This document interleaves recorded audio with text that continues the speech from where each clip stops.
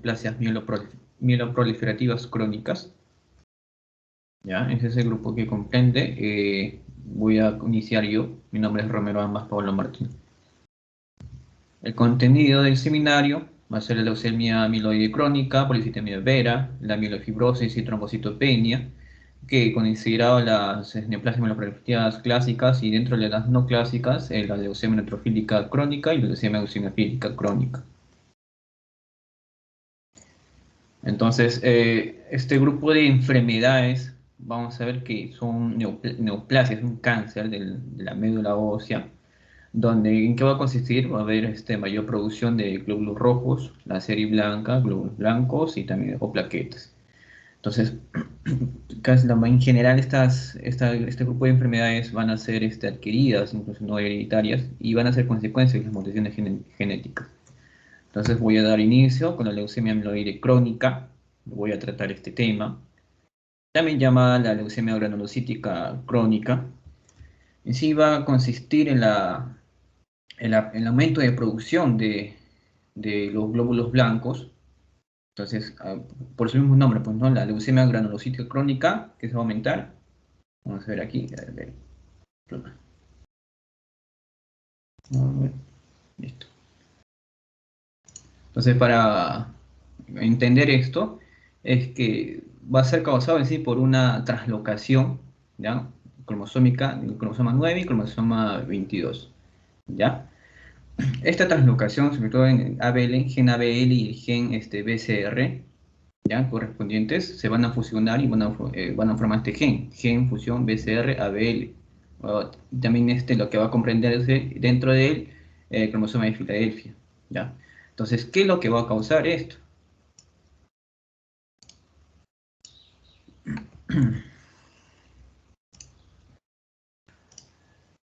¿Ya? ¿Qué es lo que va a causar? Ya, de que este gen fusión BCR-ABL va a expresar un receptor, una proteína, la proteína quinasa. Entonces, aquí está la célula madre, ¿no? El receptor proteína quinasa, donde normalmente va a haber factores de crecimiento. Entonces, estos factores de crecimiento van a estimular al receptor y va a proliferar naturalmente. Pero, ¿qué es lo que pasa con esta proteína quinasa, esta sobreexpresión? Va a estar, continuamente va a estar activo, ¿ya? Entonces, continuamente va a estar activo y la célula madre va a proliferar. Un montón, un montón, un montón. Se va a proliferar. ¿Y qué es lo que va a pasar? Como al ser una mutación genética, ya vimos esta primera mutación, translocación cromosómica, ¿ya? Dentro de estas proliferaciones también puede haber mutaciones, ¿ya?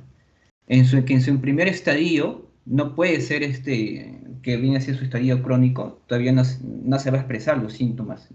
Puede estar ahí, como decirse, durmiendo todavía la neoplasia, pero llega un momento en que si esto no se controla y empieza a proliferar más, empieza a entrar en las fases, pues, ¿no? Las fases aceleradas, las fases blásticas, donde ya se presentan las complicaciones y la sintomatología en la clínica en sí en general. Entonces vemos que presenta tres fases, ¿ya? Recordar este proceso de la proteína quinasa, de que justo en su tratamiento va a haber fármacos que van a inhibir este receptor proteína quinasa, entonces no va a haber, va a cortar esta proliferación, ¿ya?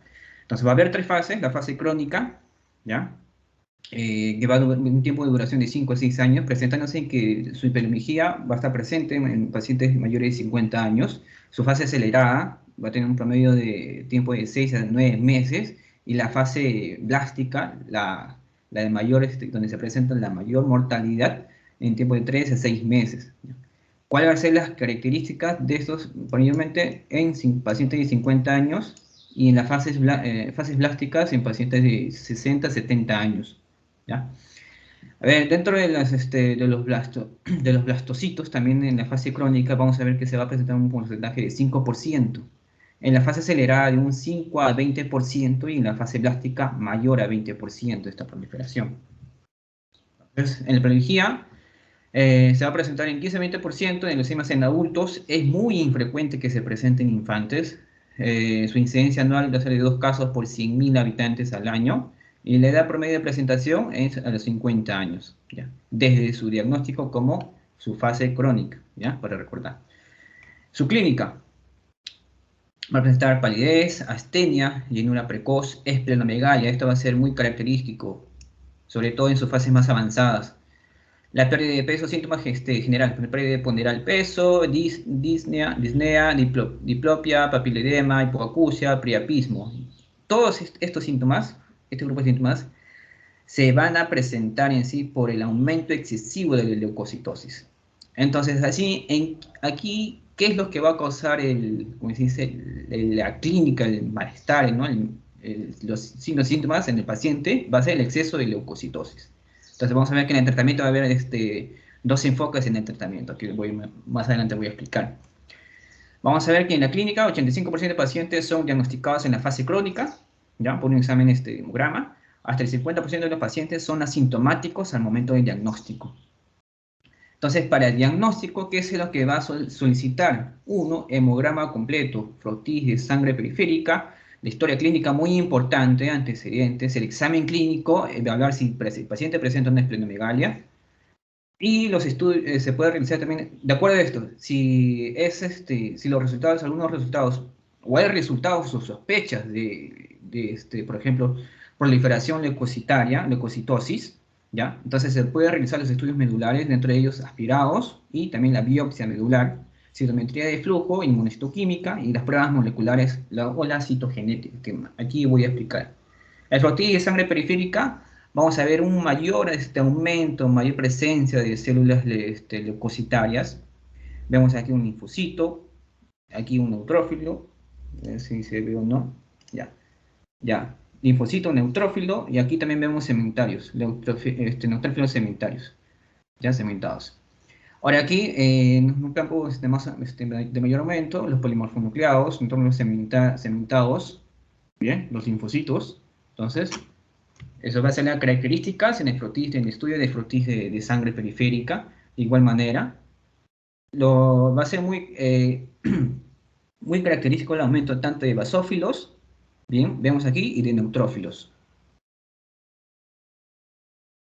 Estudio citogenético, vamos a ver que algunos, se dice que se puede llegar a identificar el cromosoma que presenta esta translocación del cromosoma 922, ¿ya?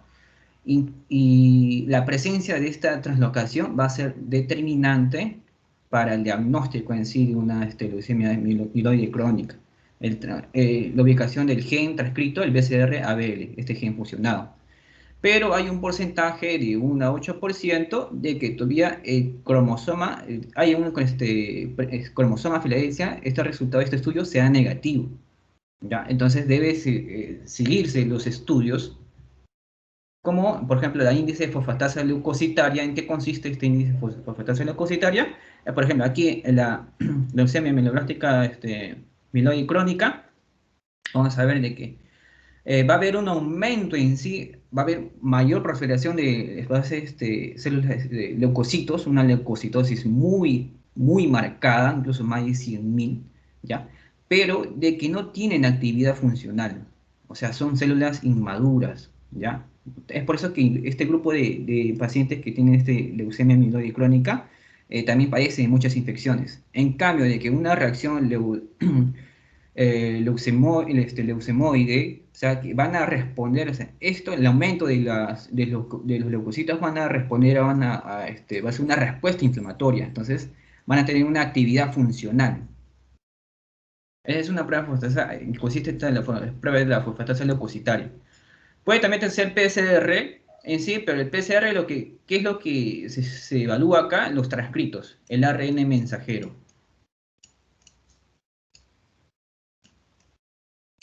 Pero va a haber también de que va a ser detectado los ARN mensajeros, los transcritos, que presentan un rango de 190 a 210 kilodalton. Mientras que los demás transcritos que están fuera de ese rango son considerados los transcritos raros, ¿ya? Negativos por este estudio. Entonces, ¿qué siguiente estudio sigue? El FISH, ¿ya? Por sus siglas en inglés, y en español es hibridación fluorescente in situ. Vamos a ver que aquí en el estudio de fluorescencia de sangre periférica, Este método, como vemos aquí, van a identificar los cromosomas. Green, aquí sí, verde, los cromosomas ABL. Como vemos aquí, verde, ABL. Y ya, cromosomas verdes, ABL. Los rojos, que son estos, los cromosomas BCR, el gen BCR. Y el yellow amarillo, que vemos aquí amarillo, va a ser la fusión. Entonces, la presencia de esta fusión va a diagnosticar ya la leucemia amiloide crónica. Entonces, en el laboratorio, con el hemograma completo, el frutillo y sangre, ¿qué vamos a encontrar? Hemograma de leucocitosis mayor de 25.000. Incluso se ha escrito en la literatura mayores de 100.000. Es muy marcado esta leucocitosis. También va a presentar anemia, trombocitosis. En la bioquímica va a haber un aumento de LDH, ácido úrico y vitamina B12. La fosfatasa alcalina va a estar baja. En el milograma va a haber una hiperplasia de granulocitos y megacariocitos. De igual manera la fibrosis. Aquí vemos, el rango de leucocitosis puede variar, es el promedio de 100.000, variando desde 12.000 ¿ya? Hasta 1.000.000, incluso se ha descrito en algunas literaturas. Mayor presencia de proliferación eosinófila de eosinófilos y basófilos. También va a ser una anemia, esta anemia va a ser normocítica en un 50%, y los trombocitos van a estar presentes en un 15 a 30%. ¿Ya? Entonces, estos valores que nos permiten, en qué nos ayudan en sí, es para evaluar en qué estadio se encuentra esta leucemia mieloide crónica. Según los criterios de la OMS, por ejemplo, en una fase acelerada, ¿qué se va a ver? Los blastos en la sangre periférica, si se encuentra un 10 a 19%, ¿ya? Los basófilos en la sangre periférica mayor a 20%, las plaquetas menor a 100.000, ¿ya? Indicativo para tratamiento, y mayores a 100.000 no controlados sin tratamiento, ¿ya? Algunas anomalías cromosómicas anormales, ¿no? Adicionales, también evaluarse. También las células, los leucocitos de las células blancas, un aumento incontrolado, no está controlado. Es en la fase acelerada. Pero en la crisis blástica, vamos a ver aquí, los blastocitos en sangre periférica van a ser aumentados mayor a 20%. De igual forma, los focos, va a haber focos ampliados de blastos, lo describieron que va a haber focos amplios de blastocitos, ¿ya? Tanto en el vaso, ¿ya? Y también algunas proliferación de blastocitos en zonas extramedulares. Entonces, esto en sí nos va a ayudar para el tratamiento. Primero, el tratamiento va a consistir en un tratamiento soporte, que va a ser la hidroxiuria. Como hemos dicho, pues, ¿no? La hiperleucocitosis, lo que sí va a dar la clínica, ya de los síntomas generales. Entonces, se puede controlar esto con la hidroxiuria. Ahora, va a haber un tratamiento también en sí, el tratamiento tumoral. ¿En qué consiste? ¿No? Pues inhibir la proteína quinasa, ya que da lugar a la proliferación sobreexcesiva de estos leucocitos. ¿Cuál de ellos es el más importante en nuestro medio? El imatinib. Pero ¿qué se describe? Que, por ejemplo, 18 meses después del tratamiento se va a observar resistencia a este fármaco. En la fase crónica, un 10% de resistencia. En la fase acelerada, un 50%. Y en la fase de crisis blástica, un 80% de resistencia. ¿Ya? Entonces, esta resistencia, por ejemplo, en la fase de aceleración, no va a haber respuesta a la quimioterapia con la imatinib. Entonces, se tiene que evaluar un cambio de fármaco con la segunda o tercera generación de inhibidores de proteína quinasa. También va a presentar fiebre, esplenomegalia, va a ser más marcada, doloroso y algunas cetonopatías. En la crisis blástica, los blastocitos, como vimos, mayor a 30%. ¿Ya? Va a haber donde la leucemia mieloide aguda, un 77%, y el otro en un 33%. Esto lo voy a explicar en justo un cuadro que tengo más adelante. Y este cuadro comparativo, lo que he colocado es algunos síndromes de los trastornos mieloproliferativos, los más comunes, ¿no? La leucemia mieloide crónica, en comparación con, por ejemplo, la policitemia viera. Vamos a ver que el hematocrito está normal o disminuido. Los leucocitos está aumentado, a diferencia de los demás, pues, ¿no? Va a haber hiperleucocitosis. Las plaquetas están aumentados o disminuidos, los granulocitos inmaduros aumentados, pero aquí va a haber algo más característico, el cromosoma de Filadelfia. A diferencia de los demás, aquí va a estar presente y lo demás va a estar ausente. Entonces, esta cromosoma de Filadelfia va a ser el muy importante para su diagnóstico. Hay otro punto de que dentro de este grupo de síndromes mieloproliferativos no está contraindicado las sustancias alquilantes, como la ciclofosfamida, el melphalan y el clorambucilo. Entonces, tenemos este grupo de inhibidores de la proteína quinasa. Lo que se usa en nuestro medio es imatinib, que es de primera generación, desatinib, nilotinib, bosutinib son de segunda generación, y la ponatinib es de tercera generación. Vamos a ver que de todos estos, la gran mayoría presentan de 3 a 4 cruces dentro de los síntomas generales, ¿no? Fatiga, dolor de cabeza, mialgia, diarrea, náuseas, vómitos, dolor abdominal. Ya. Pero vamos a ver que aquí, por ejemplo, el imatinib, que es de primer grado, a diferencia con uno de segundo grado, que es el dasatinib, ¿qué es lo que presenta? Este va a presentar más efectos adversos, por ejemplo, edema y derrame pleural. Mira, 4 cruces. 4 cruces a diferencia del imatinib, que no están marcados estas complicaciones.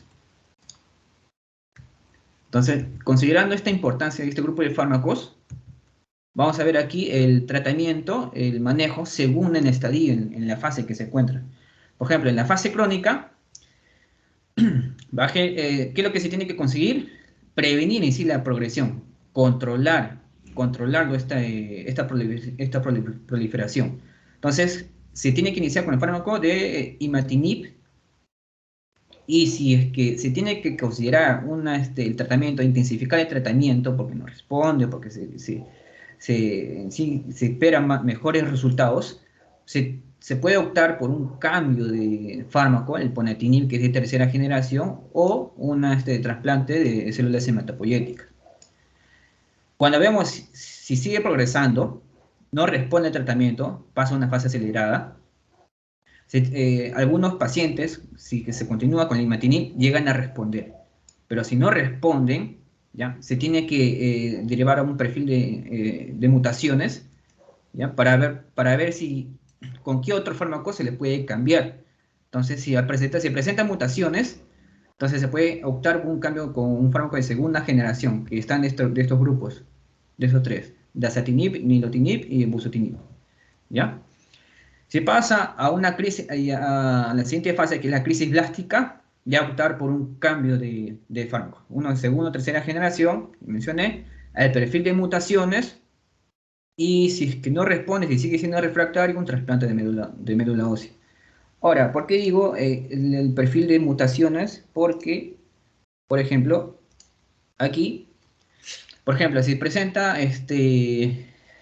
son indicaciones terapéuticas de cambio de fármacos de acuerdo al tipo de mutación que presenta. Por ejemplo, si esta mutación T315I, si se presenta esta mutación, ¿qué es lo que se tiene que optar por el cambio? El ponatinib, que es un fármaco de inhibidor de proteína quinasa de tercera generación. Y así vemos que si presentan las siguientes mutaciones, van a ir, se indica en sí el cambio a qué fármaco, a qué grupo, de qué generación de los proteína quinasas inhibidores. Bien. Aquí vemos en sí el seguimiento, ¿ya? Para entender este primer cuadro, primero tenemos que comprender en qué consiste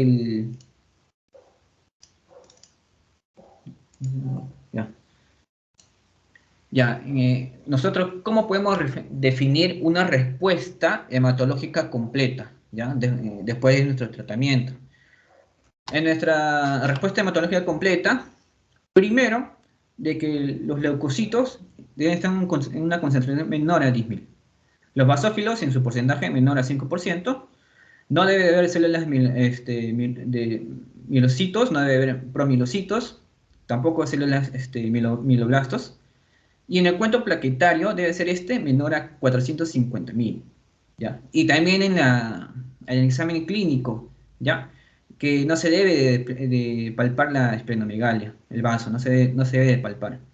Ahora, una respuesta citogenética, ¿ya? Se va a considerar, pues, ¿no? Si no responde, va a haber una respuesta mínima, una respuesta menor, una respuesta mayor o completa.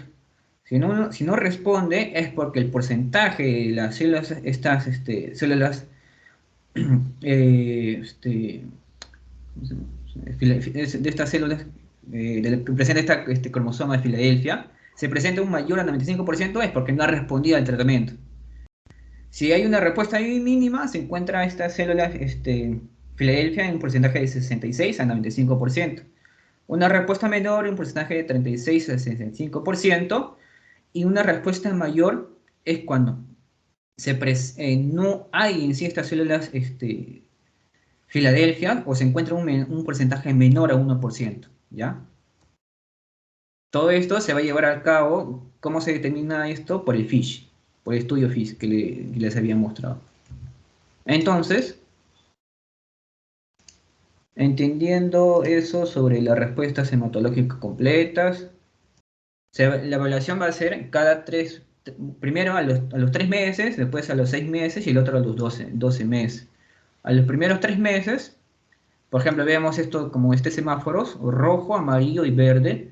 El verde es lo que se espera del primer control al tratamiento. El amarillo es estado de considerar algo está fallando y el rojo va a haber unos recambios, así de que no está respondiendo al tratamiento, ¿ya? Entonces, en el rojo vemos que no hay una respuesta hematológica completa y que el porcentaje de estos cromosomas Filadelfia está mayor a un 95%. Entonces, aquí se debe evaluar cambiar la terapia. Si en un inicio se estuvo usando este fármaco, el imatinib, entonces aquí se debe evaluar por uno de segundo, de tercera generación, o si es que como no responde por completo nada, entonces evaluar el perfil de mutaciones. El siguiente semáforo,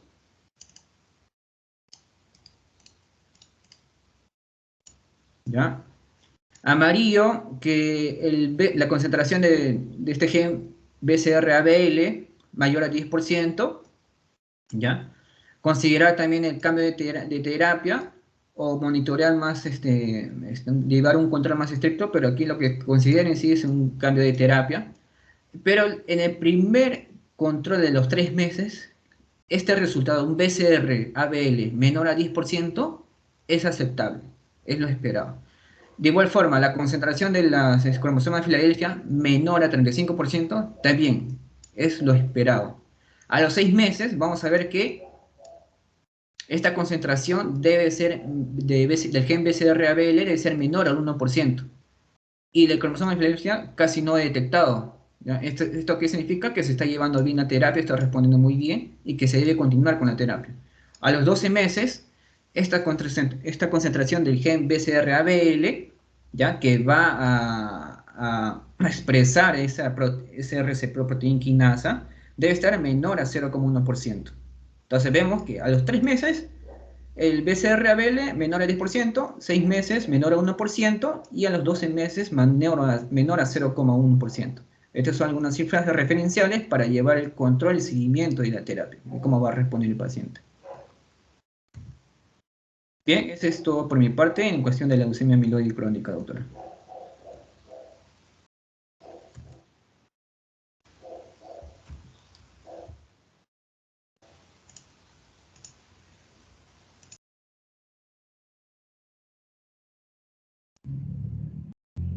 Bueno, buenas tardes, profesora y compañeros. Continuando con el seminario, ahora yo les voy a hablar sobre la policitemia vera, la cual vendría a ser otra de las neoplasias mieloproliferativas crónicas del tipo clásicas. Siguiente. Bueno, la policitemia vera se va a caracterizar porque aquí va a haber un incremento significativo de lo que vendrían a ser los recuentos de los eritrocitos, pero que a su vez este aumento de los eritrocitos también se va a acompañar de un aumento de lo que es la producción de los leucocitos y también de las plaquetas. En la policitemia vera, lo que se va a dar es que la mayoría de los pacientes van a presentar una mutación en lo que vendría a ser la tirosina sinasa, en la JAK2 de la tirosina sinasa, que vendría a ser la mutación JAK2V617F, que es la mutación más frecuente que se va a encontrar en estos pacientes. ¿Y qué va a producir o qué es lo que genera esta mutación? Lo que va a generar es que se produzca una proliferación y lo que es una diferenciación de las células hematopoyéticas, pero que a su vez esto va a inhibir la apoptosis. Entonces aquí se van a formar lo que son las células eritroides, pero se van a formar de una manera espontánea, sin que haya la presencia de lo que es la eritropoyetina. Pero a su vez de que se produce una proliferación de las células eritroides, también va a haber una proliferación de los granulocitos y también de los megacariocitos. Es por eso que a todo esto se le va a conocer como una panmielosis, ¿no? Al incremento tanto de la proliferación de granulocitos, de megacariocitos y de eritrocitos, ¿no? Que es lo que se va a encontrar en la policitemia vera. Siguiente. Con respecto a la epidemiología, la policitemia vera generalmente se va a presentar con mayor frecuencia en los varones. La edad promedio del diagnóstico va a ser 60 años. También se puede presentar en personas de menos de 40 años, pero en un menor porcentaje, no en menos del 10%. Tiene una incidencia anual de 1 a 3 casos por cada 100.000 habitantes. Y con respecto a la supervivencia, en el caso de los pacientes que no van a ser tratados, que no reciben tratamiento, su supervivencia va a ser de 6 a 18 meses, y en aquellos pacientes tratados tienen una supervivencia hasta 10 años. Asimismo, lo que es con respecto a la historia natural de la policitemia vera, pues esta puede convertirse a lo que es, aunque un menor porcentaje, se puede convertir a lo que es una leucemia mieloide aguda, ¿no?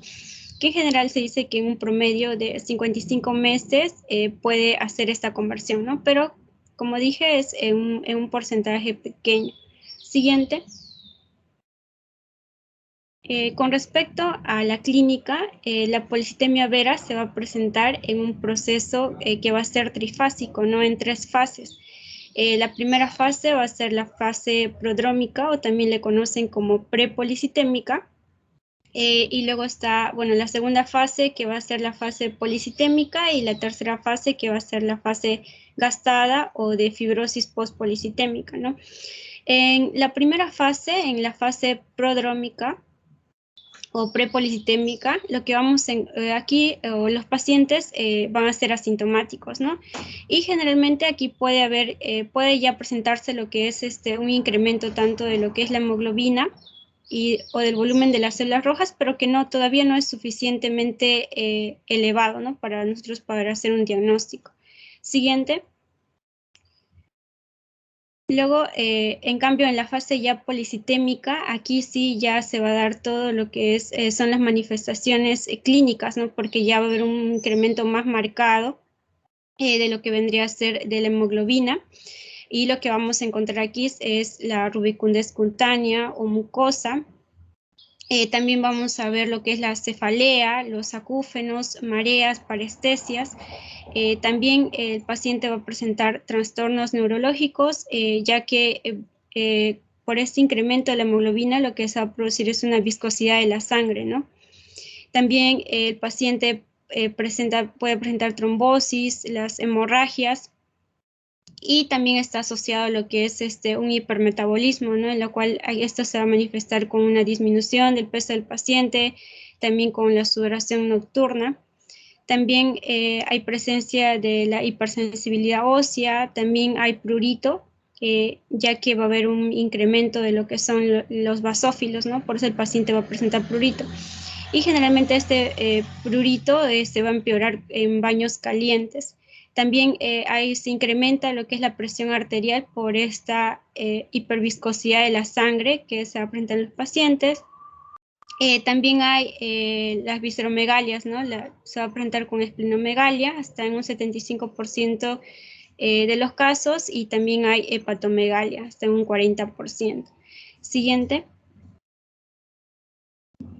Ya en la fase gastada, en la tercera fase de la policitemia vera, aquí lo que vamos a ver es que progresivamente el hematocrito se va a ir reduciendo, ¿no? Y más bien aquí lo que va a tender a producirse es que haya una fibrosis medular. Y esta transformación post-policitemia vera se puede ocurrir de varios meses a años, ¿no? Y aquí en esta fase gastada incluso ya no vamos a observar lo que es el incremento del hematocrito, sino lo que incluso podemos encontrar ya la anemia. Siguiente.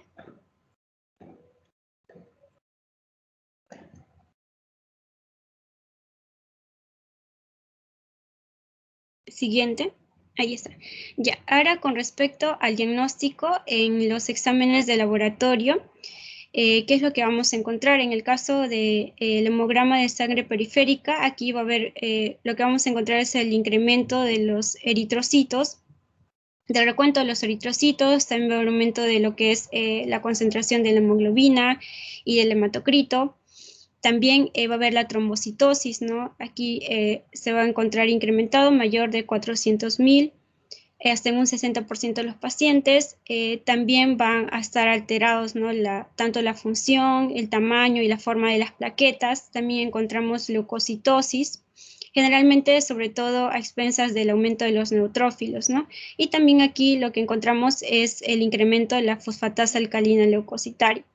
El caso en el aspirado y la biopsia de la médula ósea, aquí encontramos la hiperplasia de las 3 series, ¿no? Pero generalmente con predominio de la serie roja. Y también podemos realizar los estudios moleculares y aquí lo que vamos a encontrar es esta mutación que se da hasta en más del 95% de los pacientes, ¿no? Que es la mutación B617F del gen JAK2 de la tirosina sinasa, o también podemos encontrar otras mutaciones que son menos frecuentes, como la mutación del exón 12, ¿no? Que se puede dar hasta un 3 o 4%, podemos encontrar. Siguiente. Con respecto a los criterios diagnósticos que plantea la OMS, aquí encontramos tanto a los criterios mayores y también tenemos a los criterios menores. Con respecto a los criterios mayores, son 3. El primero es que el paciente, en el caso si es varón, que presente una hemoglobina mayor de 16.5 y si es mujer, una hemoglobina mayor de 16. También evaluó lo que es el hematocrito, que debe estar en varones mayor del 49% y si es mujer mayor de 48%, ¿no? O que haya un incremento de la masa eritrocitaria mayor del 25, más de 25%, ¿no? Como segundo criterio mayor, también dicen que en la biopsia se debe mostrar que haya una hipercelularidad, ¿no? Que las 3 series deben estar incrementadas, la panmielosis. Y como tercer criterio mayor, que haya una presencia de la mutación del JAK2, ¿no? O de la B617F, que vendría a ser la mutación más frecuente. Y como criterio menor, que la eritropoyetina se encuentre debajo del valor normal, ¿no? Y para decir que se trata de una policitemia vera, se deben de cumplir los 3 criterios mayores o bien los 2 criterios mayores más un criterio menor. Siguiente. Ahora, con respecto al tratamiento, aquí lo que primero es que lo que debemos realizar es estratificar el riesgo que va a tener el paciente, ¿no? Con policitemia vera. Pero lo que se va a querer con el tratamiento es que se prevengan las complicaciones trombóticas y hemorragias, ¿no? Y aquí, como vemos en este pequeño algoritmo, lo que hacemos primero es evaluar, ¿no? Si en el caso de que el paciente tenga más de 60 años y además haya tenido un evento trombótico previo. Si es que lo ha tenido, pues esto lo clasificamos como un paciente de alto riesgo. Y en caso de que el paciente tenga menor de 60 años o que no haya tenido un evento trombótico previo, pues esto lo consideramos como un bajo riesgo. En el caso de que se hayamos catalogado al paciente como bajo riesgo, aquí lo que se hace es la modificación de los estilos de vida, también se puede realizar lo que es la flebotomía y dar también lo que es la aspirina, ¿no? Ya en el caso de los pacientes que presentan alto riesgo, aquí lo que se hace es la administración de los citorreductores, como vendría a ser más frecuente que se da lo que es la hidroxiuria, ¿no? Siguiente. Y aquí ya, bueno, se detalla, ¿no? Lo que debemos hacer. En caso, como mencioné, en bajo riesgo, al paciente indicar lo que es modificación de estilos de vida, ¿no? Sobre todo porque como mencioné, la policitemia vera está asociado a lo que son factores de riesgo cardiovasculares. Entonces debemos indicar al paciente que si fuma, pues deje el tabaquismo, incluso modificación de otros estilos de vida, si el paciente es obeso o en caso que sea diabético también. También está indicado lo que es la flebotomía, que inicialmente se hace esto 1 o 2 veces por semana. Y en lo cual se retira desde 300 a 450 mililitros de sangre hasta tener un hematocrito que sea menor de 45%, ¿no? Y ya como continuación, ya según sea lo indicado, ¿no? Pero que el hematocrito siempre esté menos de 45%. También se le indica lo que es la aspirina, que puede ser en este caso de bajo riesgo 1 vez por día, ¿no? A dosis de 81 a 100 miligramos por día. Y en el caso de que el paciente haya tenido ya síntomas de hiperviscosidad o con un alto riesgo de trombosis, lo que debemos de considerar ahí es la administración de aspirina, pero 2 veces por día. Siguiente. En el caso de tratarse de un paciente de alto riesgo, con policitemia vera de alto riesgo, aquí lo que damos son los fármacos citostáticos, ¿no? Ahí como de primera línea encontramos o damos la hidroxiuria, que en una dosis inicial de 15 a 20 miligramos por kilogramos días, hasta que el hematocrito y el recuento de las plaquetas también se encuentren normales. Y luego ya con una dosis de mantenimiento de 0.5 a 1.5 gramos por día. En el caso de que el paciente no responda a lo que es la hidroxiuria, también se puede utilizar lo que es el interferón alfa, ¿no? Y esto ya como un tratamiento de segunda línea. En el caso de que si hemos utilizado hidroxiuria y no ha respondido, damos interferón alfa. Y en el caso de que en primera línea hayamos dado interferón alfa, como segunda línea tendríamos que cambiar a hidroxiuria, ¿no? Y también, asimismo, podemos dar lo que es el ruxolitinib, que es un inhibidor de la IAC, que también lo podemos indicarnos si es que el paciente no tolera lo que es la hidroxiuria, y también, al igual que en bajo riesgo, también damos lo que es la aspirina. Siguiente. Ya para finalizar, con respecto al pronóstico, lo que es la policitemia vera es una enfermedad incurable, es algo que se realiza el trasplante, ¿no?, de las células hematopoyéticas, pero que este tratamiento no se realiza o es muy poco frecuente. Dentro de las principales causas de muerte en los pacientes, generalmente está la trombosis, sobre todo arterial, ¿no? Y que estos pacientes tienen una supervivencia de aproximadamente 14 años, ¿no? Y en el caso de que el paciente tenga menos de 60 años, su supervivencia es hasta de 24 años. Bueno, eso es todo. Gracias.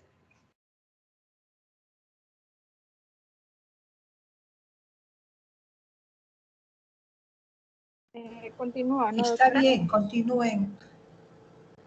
Ok, buenas tardes, doctora. Buenas tardes, compañeros. Bueno, yo ahora les voy a hablar acerca de la leucemia neutrofílica crónica y la leucemia eosinofílica crónica. Mi nombre es Romero Villegas Elena. Siguiente, por favor. Ok. Bueno, primero la leucemia neutrofílica crónica va a ser también una neoplasia mieloproliferativa. Esta se va a caracterizar por una leucocitosis, pero solo va a estar aumentada la serie neutrofílica, nada más. O sea, va a ser una leucocitosis acompañada de un aumento de neutrófilos. Esto se va a ver a nivel de sangre periférica y en médula ósea, donde va a generar una hiperplasia mieloide a expensas de los granulocitos maduros. El resto de las líneas van a estar normales en número, en morfología, y aquí no hay lo que es el cromosoma Filadelfia o el gen de fusión BCR-ABL. Este es un trastorno que va a progresar lentamente y la supervivencia es muy variable, donde puede oscilar entre los 6 meses y los más de 20 años. Siguiente, por favor. En cuanto a la clínica, bueno, esta patología se va a presentar principalmente en personas de más de 60 años. Van a cursar con hepatomegalia y esplenomegalia, y en un tercio de los pacientes pueden presentar eh, sangrado, pequeños sangrados a nivel de piel o mucosa. Siguiente, por favor. En cuanto a los criterios diagnósticos, vamos a encontrar en sangre periférica leucocitosis sostenida de más mayor o igual a 25 por 10 a la 9 por litro. Generalmente los neutrófilos van a representar más del 80% de estos. Los mieloblastos van a estar en menos del 1%, los monocitos en menos de 1 por 10 a la 9 por litro. No va a haber alteraciones morfológicas, no va a haber displasia, aquí tampoco va a haber eosinofilia o basofilia. Los únicos que van a estar aumentados van a ser los neutrófilos. En médula ósea vamos a encontrar hiperplasia neutrofílica, mieloblastos también, pero no van a superar el 5%. No va a haber fibrosis, no va a haber displasia y sí se va a encontrar hepato o esplenomegalia. Siguiente, por favor. Bueno, aquí también va a haber la presencia de mutaciones activadoras en el gen del receptor del factor de crecimiento de las colonias granulocíticas, que es el CSF3R, ya que en un 80% de los pacientes con esta neoplasia van a presentar mutaciones en este gen. Por ello se dice que es un marcador más específico para evidenciar este tipo de neoplasia. Ahora, si hay una ausencia de mutación en este gen, hay que descartar también otras causas de neutrofilia, como pueden ser procesos inflamatorios, infecciosos o tumorales. También puede haber presencia de otras neoplasias que puedan estar ocultas. Entonces hay que descartar otras neoplasias mieloproliferativas, descartar la presencia del cromosoma Filadelfia o síndromes mielodisplásicos. Entonces, básicamente el diagnóstico para la leucemia neutrofílica crónica va a estar dada por la leucocitosis con neutrofilia persistente, la ausencia de otras entidades que puedan llevar a la presencia de neutrofilia y la positividad para mutaciones en el gen CSF3R. Siguiente, por favor. En cuanto al tratamiento, bueno, antes se enfocaba más que nada en el control de la enfermedad más que en la cura, ¿no? Porque cuando la enfermedad va a progresar a una leucemia más maligna, va a haber pocas probabilidades de que haya una remisión duradera por la edad avanzada de la mayoría de los pacientes que lo presentan. Pero también el trasplante alogénico de médula ósea se ha visto que ha representado como una modalidad de tratamiento potencialmente curativa para el control de este trastorno. Y en estudios también se han notificado resultados positivos, variables, cuando se usan fármacos quimioterápicos como la hidroxiuria y el interferón alfa. Siguiente, por favor. Respecto a la leucemia eosinofílica crónica, vamos a tener también que esta es una neoplasia mieloproliferativa, pero de etiología desconocida. Esta se va a caracterizar también se va a caracterizar por una proliferación clonal de progenitores eosinófilos. Estos van a invadir la médula ósea y se va a traducir también un aumento de eosinófilos en sangre periférica, que también pueden invadir otros tejidos periféricos como el corazón, pulmones, piel o el tracto gastrointestinal. Siguiente, por favor. Bueno, en cerca del 10% de los pacientes, la detección de la eosinofilia se da de forma fortuita, eh, pero los síntomas en general suelen ser inespecíficos, como lo son la fiebre, fatiga, tos, angioedema, dolores musculares, prurito, diarrea. Siguiente. Y bueno, respecto a los criterios diagnósticos, se va a tener una eosinofilia mayor o igual a 1.5 por 10 a la 9 por litro, sostenida en más de 6 meses. Se va a evidenciar clonalidad en eosinófilos o un aumento de los blastos, pero que no van a superar el 20% en sangre periférica y médula ósea. También como criterio diagnóstico, pues se tiene que descartar otras entidades que van a llevar a una eosinofilia, ¿no? Como sucede cuando hay una eosinofilia reactiva dada por infecciones parasitarias también por alergias o por enfermedades vasculares del colágeno. También, por ejemplo, en la leucemia mieloblástica aguda, que tienen inversión o traslocación a nivel del cromosoma 16, donde cursan con eosinofilia atípica. También, pues, descartar la presencia nuevamente del cromosoma Filadelfia. Cuando vamos a encontrar eosinofilia mayor a 1.5 por 10 a la 9 por litro, de más de 6 meses, también de repente ausencia de causas aparentes y signos de disfunción orgánica, por ejemplo, a nivel cardíaco o pulmonar. Entonces vamos a hablar ya no de una leucemia eosinofílica crónica, sino de un síndrome eosinofílico idiopático. Siguiente, por favor. Y bueno, como tratamiento, un tratamiento óptimo para este trastorno es incierto, en parte porque es poco frecuente y también por la que la clínica es muy variable, ya que puede oscilar, por ejemplo, entre casos que presentan esta neoplasia de manera, digamos, estable durante décadas, o pueden también haber casos en los que progresan a una leucemia aguda. Pero los informes de casos también indican como opción de tratamiento al trasplante de médula ósea y al interferón alfa. Ahora, en el caso del síndrome hipereosinofílico idiopático, también se incluye en el tratamiento de esta condición corticosteroides, fármacos quimioterapéuticos, igual como hidroxiurea, ciclofosfamida y vincristina, y también en interferón alfa.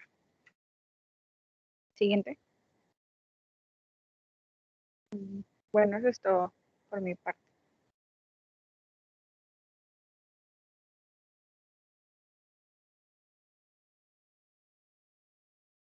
Doctora, aún falta una Sí. presentación. ¿Cómo? Voy a continuar con el siguiente tema del seminario. ¿Qué cosa? A ver.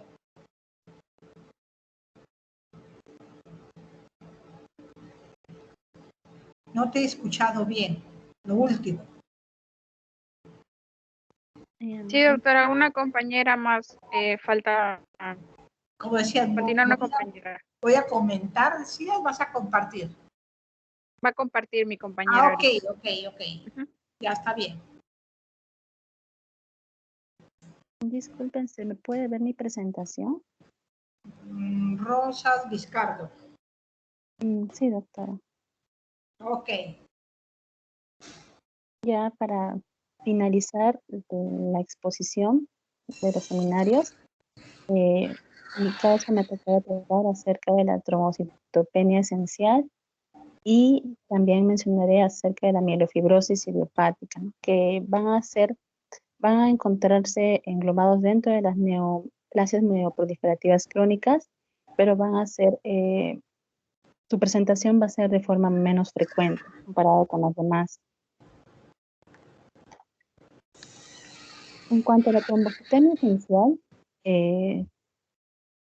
va a ser una neoplasia mieloproliferativa crónica, donde también va a observarse lo que es una alteración o una producción en mayores cantidades de las diversas series, como producto, como consecuencia en este caso va a haber un compromiso de lo que va a ser genético, un compromiso de la célula pluripotencial.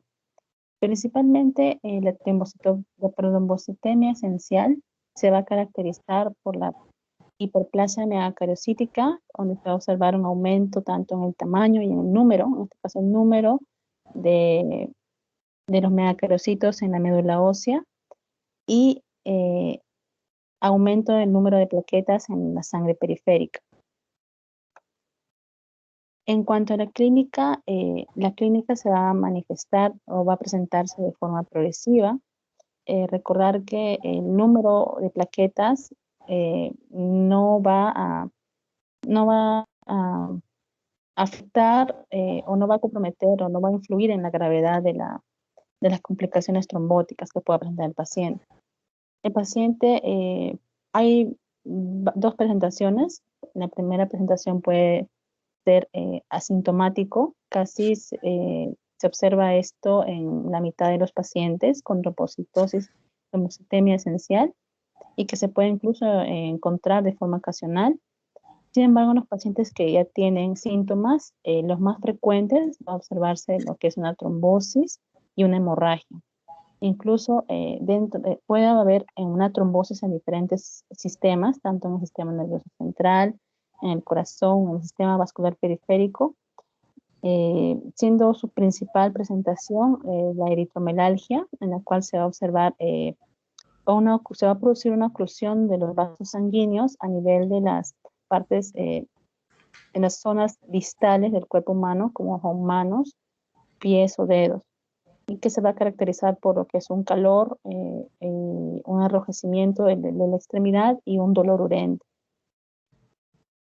También puede relacionarse a casos de abortos, y en este caso es menos frecuente la esplenomegalia, que se podría dar como una consecuencia de la hematopoiesis extramedular, si es que hubiera la hematopoiesis extramedular. Pero es muy menos frecuente la esplenomegalia. En cuanto al diagnóstico, principalmente destaca la presencia del aumento del número de plaquetas por encima de 450 por 10 a la 9 litros o más de 450.000. Además, se puede observar también en algunos casos, dependiendo del paciente, puede haber lo que es anemia. También se va a observar un aumento del ácido úrico, de la vitamina B12, del lactato de deshidrogenasia y potasio, y una agregación plaquetaria normal, ¿no? Que en muchos de estos casos, como va a haber un aumento del número de plaquetas, va a haber lo que es una oclusión de los vasos sanguíneos. En sangre periférica se va a observar las plaquetas de mayor tamaño, mayor volumen, incluso no va a tener una función normal, va a encontrarse una función alterada de estas plaquetas, ¿no? Puede haber incluso una alteración en la estructura de las plaquetas con hipogranulación o una plaqueta con un cambio en la morfología de estas. En cambio, en el aspirado de médula ósea se va a observar un aumento en el número de megacariocitos, tanto sean en tamaño como en el número, y en algunos casos también presentan núcleos hiperlobulados. También se puede observar también un incremento de reticulina, que va a ser presencia de fibras colágenas en la médula ósea. Y en el caso de las otras series, no va a ser significativo si va a estar no va a notarse la variación de manera significativa. Para establecer el diagnóstico, me había anticipado que me había olvidado mencionar que se tenía que incluir el resto de las neoplasias mieloproliferativas crónicas, ¿no? Para poder establecer este diagnóstico como una última opción. Además, otra prueba diagnóstica también se va a observar la prueba citogenética, donde en casi la mitad de los casos pudiera presentar una mutación JAK2, ¿no? Y esto se va a asociar a una evolución clínica más desfavorable, e incluso también se puede ocasionar o se ha visto casos que pueden llevar a una leucemia, ¿no? Otros también mutaciones que se ha observado también va a ser el gen CALR o MPL. Y finalmente, los criterios de diagnóstico de la trombocitemia esencial de la OMS, según la OMS en el año propuesto en 2016, se va a establecer criterios mayores, destacando la trombocitosis persistente por mayor o igual de 450 por 10 a la 9 por litro. Además, en la biopsia que se realiza en el aspirado de médula ósea, se va a observar megacariocitos maduros de gran tamaño, con núcleos hiperlobulados. Mencioné que las otras series, la variación de las otras series no va a ser tan significativa, y tiene que como tercer criterio mayor, tiene que haberse descartado los otros diagnósticos, como es la policitemia vera, mielofibrosis primaria, leucemia mieloelectrónica, otros que bueno, otros diagnósticos se tendría que descartar para llegar a esta conclusión. Y por último, el cuarto criterio es la detección de la mutación de JAK2 o de SARR o MPL.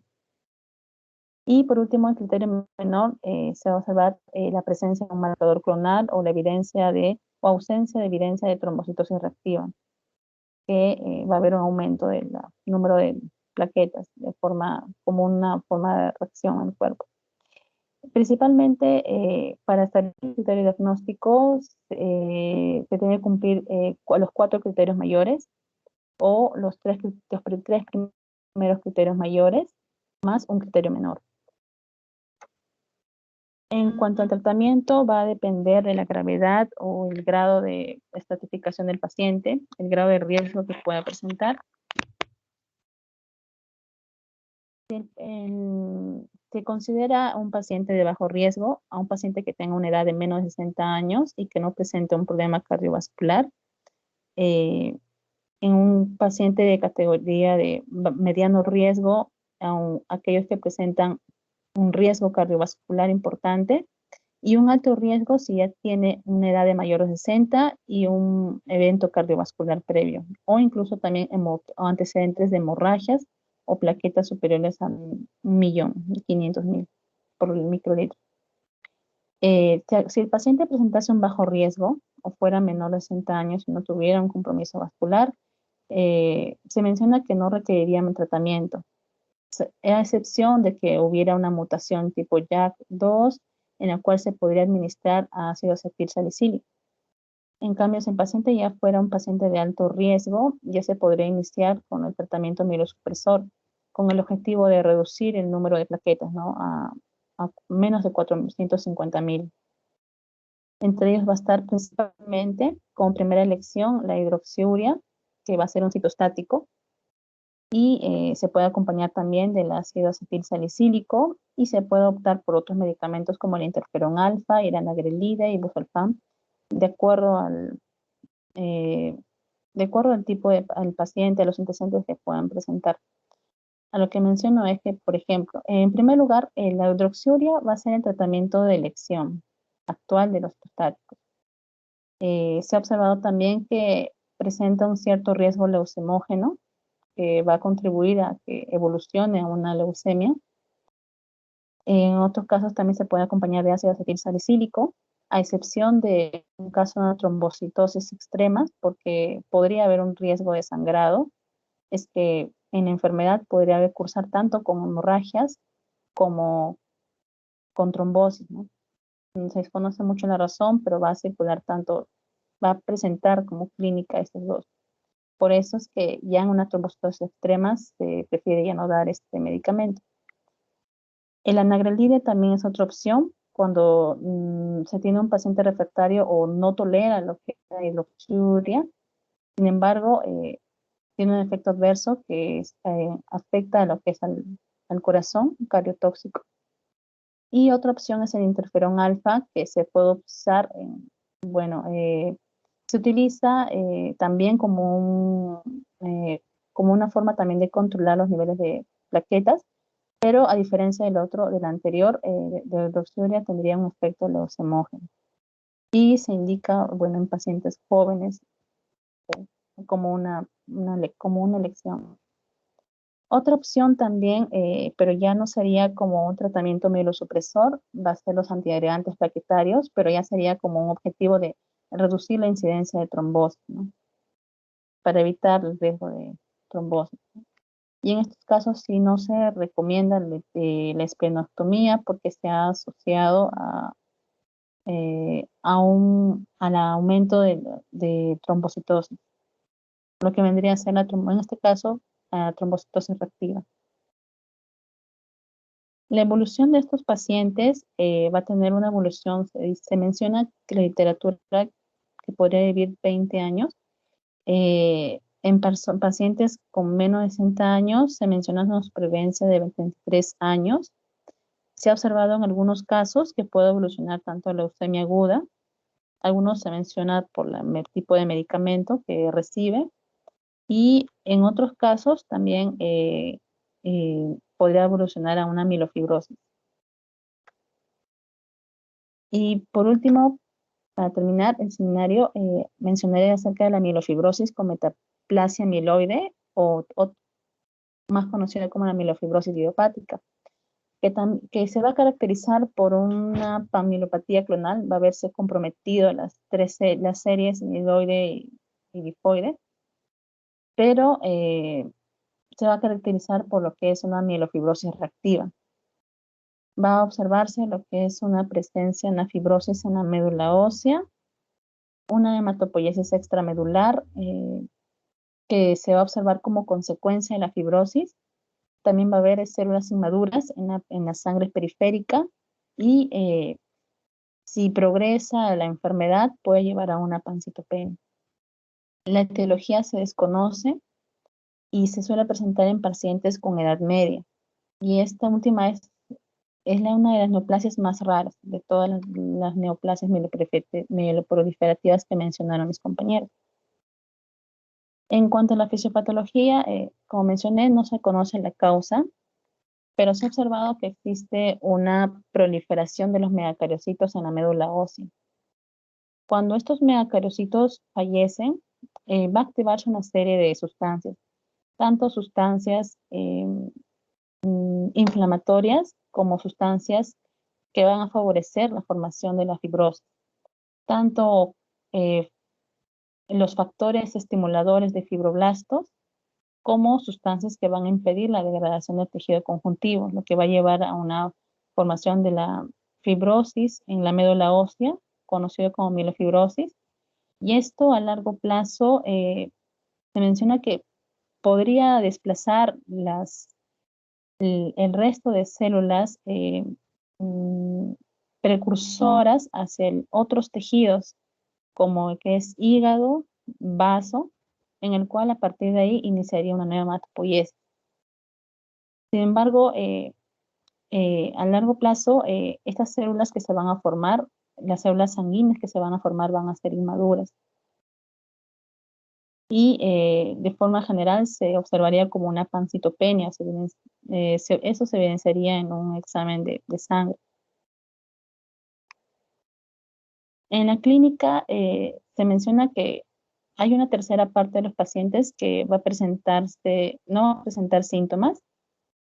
Sin embargo, en aquellos pacientes que presentan síntomas se va a caracterizar por ser de un curso progresivo, va a empezar con una anemia y un hipermetabolismo que se va a producir por la mieloproliferación. Va a haber un aumento en la proliferación de las células y en una primera fase. Además, se va a observar también visceromegalia, ¿no? Siendo la más llamativa la esplenomegalia. Sin embargo, esta esplenomegalia puede deberse tanto por la metaplasia mieloide, por el hecho que va a producir las otras células sanguíneas, o porque también va a verse influido por lo que es la hepatomegalia, que va a producir a largo plazo una hipertensión portal y también va a favorecer o va a aumentar de forma indirecta la esplenomegalia. También va a verse comprometido las células o los tejidos óseos, en lo cual va a haber una esclerosis dentro de las médulas y se va a ver se va a ver una condensación dentro de la médula ósea, llevando a que es una fibrosis medular. Sobre todo esto se va a observar en regiones proximales de huesos largos o en esqueleto axial. En el diagnóstico se va a observar, dependiendo del grado de la gravedad del paciente o del grado de evolución del paciente, se puede observar lo que es una anemia principalmente. En las otras series puede variar, puede haber tanto una leucopenia como una leucocitosis o una trombopenia o una trombocitosis. Y además va a haber un aumento del ácido úrico y el lactato deshidrogenasa. Sin embargo, en sangre periférica se ha observado lo que es diacrocitos o la presencia de hematíes en lágrima. También células inmaduras, como mencioné, tanto de glóbulos rojos como tanto de glóbulos de los trombocitos como de los leucocitos. Y en el aspirado de médula ósea se va a caracterizar por ser seco, sin grumo, como consecuencia de la fibrosis. Y cuando se realiza una biopsia, se va a observar una fibrosis medular.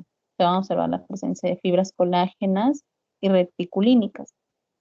Y también va a presentar lo que es una mieloptisis como ocupación de la médula normal.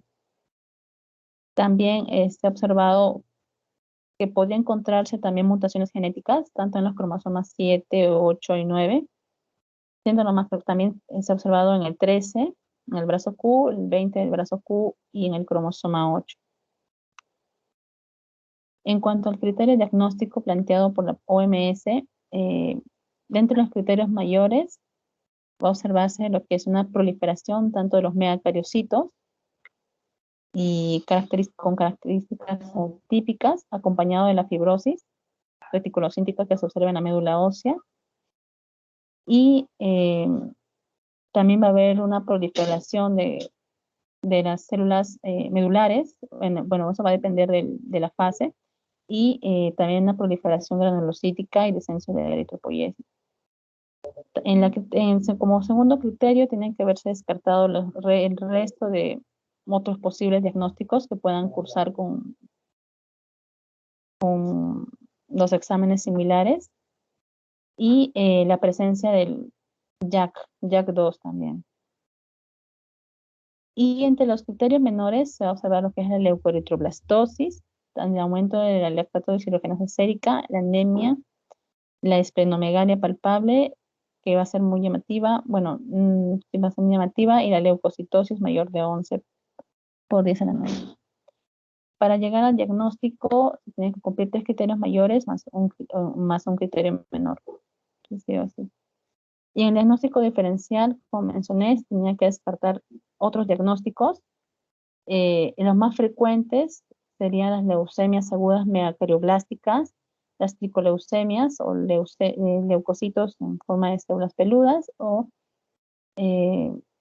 también los síndromes mieloproliferativos y linfoproliferativos, otras neoplasias mieloproliferativas crónicas, también la presencia de metástasis medulares y otras causas que también se deberían tener en cuenta, como que es la tuberculosis, el payet óseo y la mastocitosis. En el tratamiento va a depender, en una primera fase, en la fase proliferativa se puede indicar lo que es la hidroxiuria para controlar el aumento, la proliferación de los leucocitos y los trombocitos. Y en la fase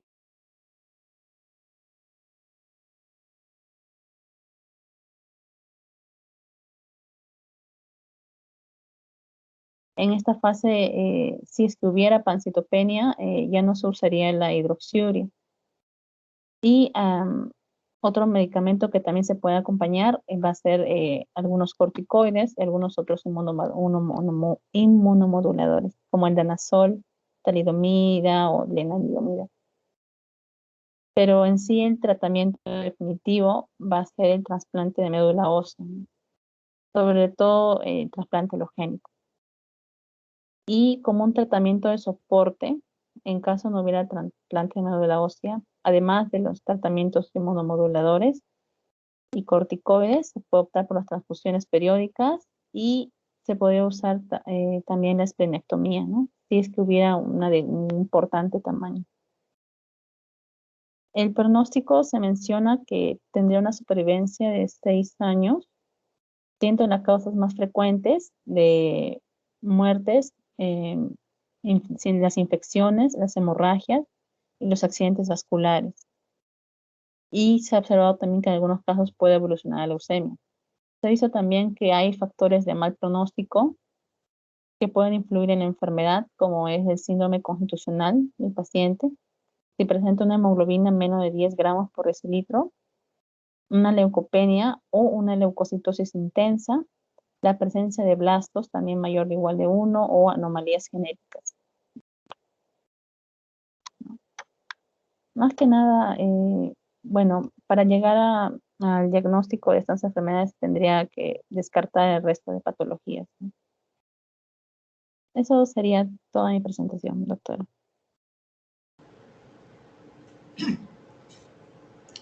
Muy bien en general. ¿Algunas dudas? de parte de los demás alumnos.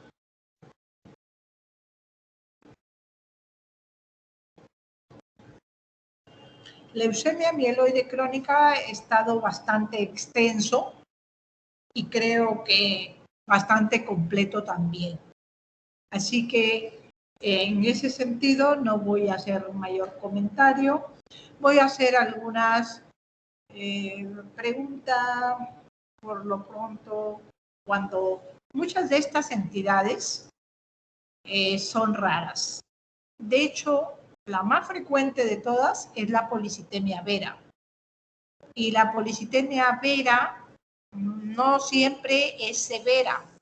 Puede ser que mantenga unas cifras de hemoglobina que no requieran más que observación y que además puede pasar muchísimo tiempo antes de que se transformen. Algunas no se transforman, solamente un 2%, 3% de estas enfermedades, sobre todo en la policitemia vera, se transforman. Más frecuente es que se transforme la trombocitemia esencial y que a veces generalmente se transforma a una policitemia vera o a una mielofibrosis. La mielofibrosis, si bien es cierto, es rara, también es mucho más severa que las demás. Es mucho más severa que la trombocitemia esencial, que la policitemia vera.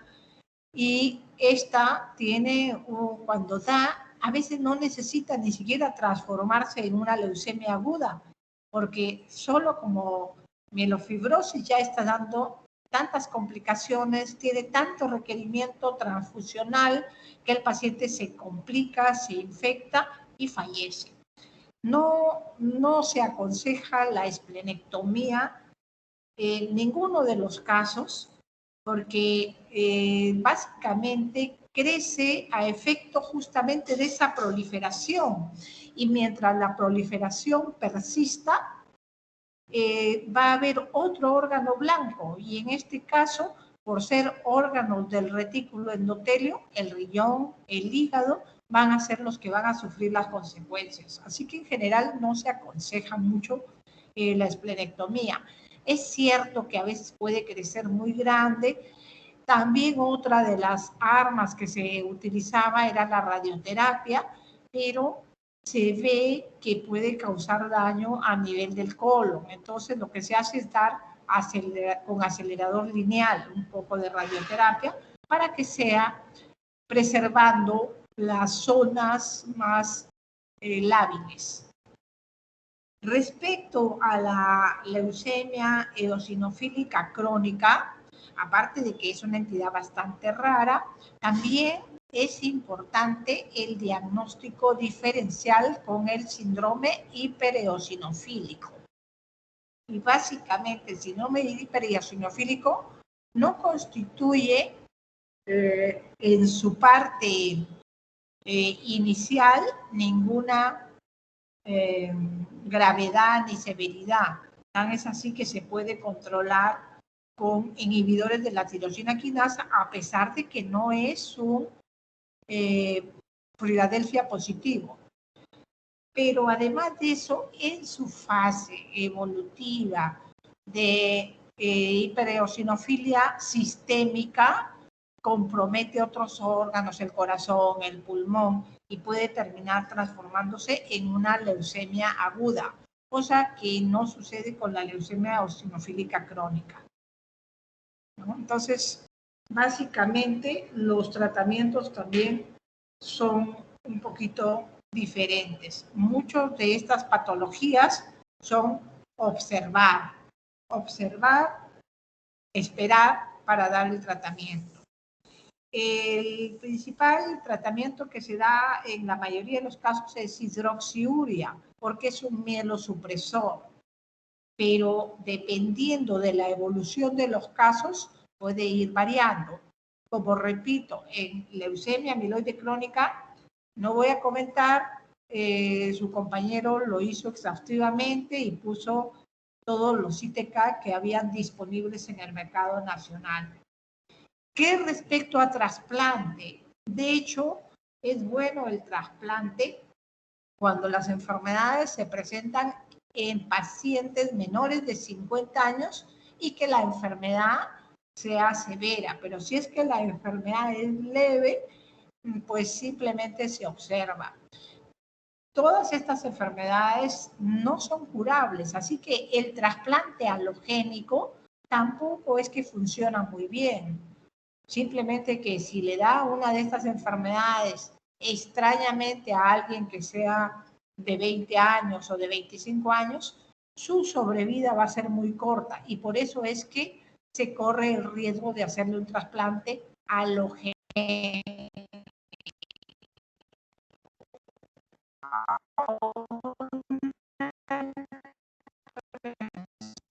Caso, si fuera posible un trasplante de baja intensidad, ¿no? Significa que solamente es un paliativo.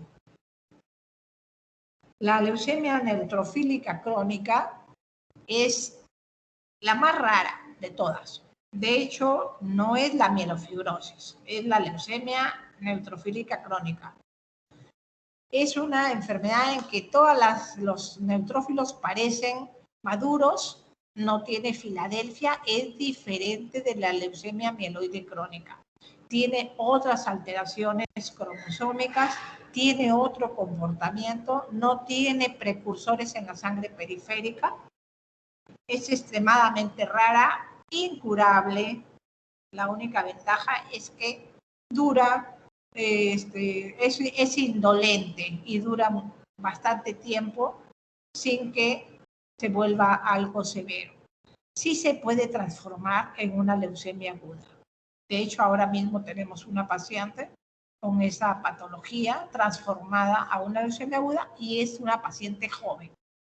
Entonces, en las personas jóvenes puede suceder todo esto y vamos a necesitar todas las armas terapéuticas versus en las personas mayores. ¿Alguna pregunta?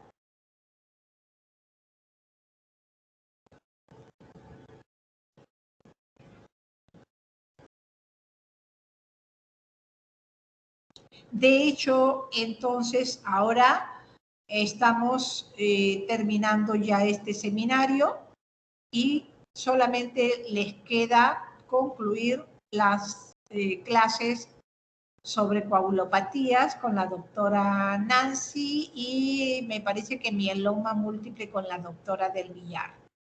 Y con eso terminamos el capítulo y esperamos pues que ya sea, que haya sido de provecho de ustedes. Y ya programaremos el examen. Sí, doctora, solo faltan esas teorías que acaba de mencionar. Y con respecto al examen, doctora, queríamos consultarle si sería de los dos primeros grupos o lo daríamos más adelante.